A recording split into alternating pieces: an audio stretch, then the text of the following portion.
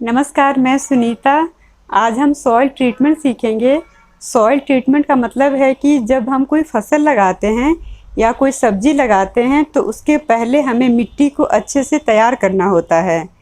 जब हम मिट्टी को अच्छे से तैयार कर लेते हैं उसके बाद उसमें हम जब कोई फसल लगाते हैं या सब्जियां लगाते हैं तो काफ़ी अच्छी होती है, उसकी ग्रोथ अच्छी होती है। तो आप जब भी सब्जी लगाते हैं, खासकर जब आप सब्जियां लगाते हैं तो आप सॉइल ट्रीटमेंट ज़रूर कीजिए। तो आइए देखते हैं कि हमें सॉइल ट्रीटमेंट कैसे करना है, इसकी अच्छी से जानकारी ले लेते हैं। सबसे पहले तो आपको मिट्टी की खुदाई कम से कम 5 से 6 इंच तक अच्छे से करनी है, क्योंकि मिट्टी जितनी हल्की होगी, आप जो भी सीड लगाएंगे उसकी रूट उतनी ही अच्छे से ग्रोथ होगी अंदर में और उतनी ही डीप जाएगी। अगर आप अपने गार्डन में सब्जियां लगाना चाहते हैं तो आप अपने ग्राउंड की कम से कम 5 से 6 इंच गहरी खुदाई आप ज़रूर कीजिए। इसका रीज़न ये है कि जब हम अच्छे से खुदाई होती है तो जो भी हम सब्जियां लगाते हैं उसकी रूट अच्छे से नीचे ग्रोथ होती है और वो डीप भी जाती है और उसको किसी तरह की रुकावट नहीं आती है, जिससे कि उसकी ग्रोथ अच्छी रहती है। तो आप कम से कम 5 से 6 इंच तक खुदाई अच्छे से कीजिए। मिट्टी की खुदाई के बाद इसमें अगर कोई ईंट पत्थर हो उसे निकाल दीजिए। अगर मिट्टी में ईंट होंगे तो इसकी रूट को वो रोकेंगे और इसकी ग्रोथ अच्छी नहीं होगी। तो आप मिट्टी में से सारे ईंट पत्थर अच्छे से निकाल दीजिए। उसके बाद इसमें आप जो कुछ भी लगाएंगे वो काफ़ी अच्छा होगा, उसकी ग्रोथ अच्छी होगी।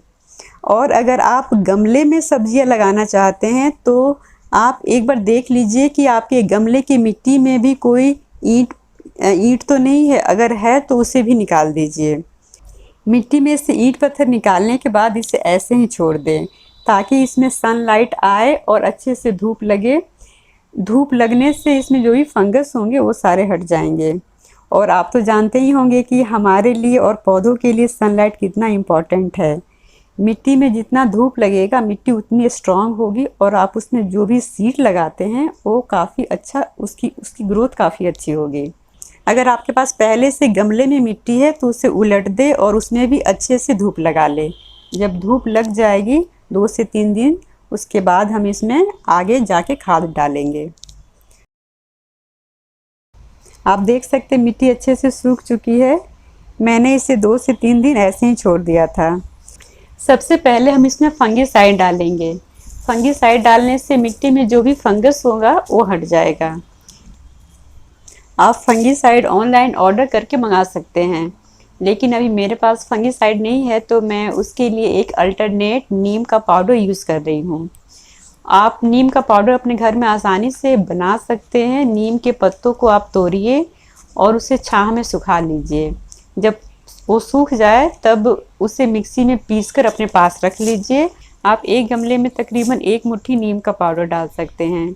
नीम के पाउडर की स्मेल इतनी स्ट्रांग होती है कि मिट्टी में जो भी कीड़े होते हैं या फंगस होते हैं वो सब निकल जाते हैं। आप कोशिश कीजिए कि अगर आपके पास है तो इसे आप ज़रूर डालिए।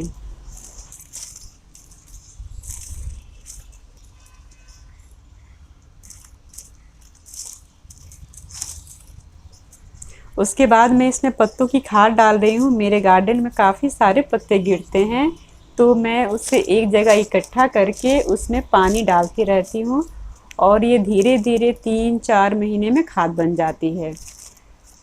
तो अच्छा है, फ्री के खाद हैं।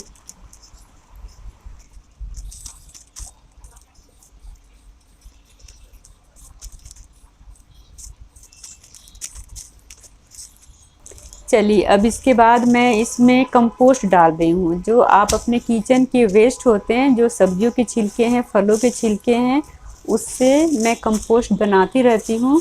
तो वो मैंने रखा हुआ था, उसमें से भी मैं इसमें डाल दे रही हूँ। आपके पास कंपोस्ट नहीं है तो कोई बात नहीं, लेकिन आप कंपोस्ट ज़रूर बनाइए अपने घर में, क्योंकि हमारे किचन से काफ़ी सारे छिलके निकलते हैं सब्जियों के, फलों के, जो कि हम ऐसे ही फेंक देते हैं। लेकिन अगर हम उसे कंपोस्ट बनाते हैं तो वो हमारे गार्डन में यूज हो जाता है और उसे हम फेंकते भी नहीं हैं। तो इसलिए आप भी अपने घर में कंपोस्ट ज़रूर बनाइए। आपके गार्डन में तो यूज होगा ही। अब बारी आती है वर्मी कंपोस्ट की। वर्मी कंपोस्ट गोबर की खाद से बनाई जाती है। गोबर की खाद में केंचुए को छोड़ दिया जाता है और ये तकरीबन 40 से 45 दिन में खाद बन के तैयार हो जाती है। तो ये अच्छा होता है पौधों के लिए। तो मैं इसमें तकरीबन 20 केजी वर्मी कंपोस्ट डाल रही हूँ, क्योंकि ये एरिया थोड़ा अधिक है तो मैं इसमें 20 केजी डाल रही हूँ। हाँ, अगर आप गमले में सब्जियां लगा रहे हैं तो मैं उसके लिए आपको इसका कंपोजिशन एक बार समझा देती हूँ।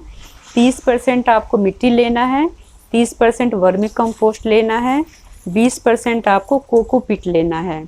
जब भी आप गमले में सब्जियां लगाते हैं तो आप कोकोपीट ज़रूर डालिए। कोकोपीट डालने से क्या होता है कि गमले में मिट्टी अधिक नहीं होती है तो वो सूख जाती है।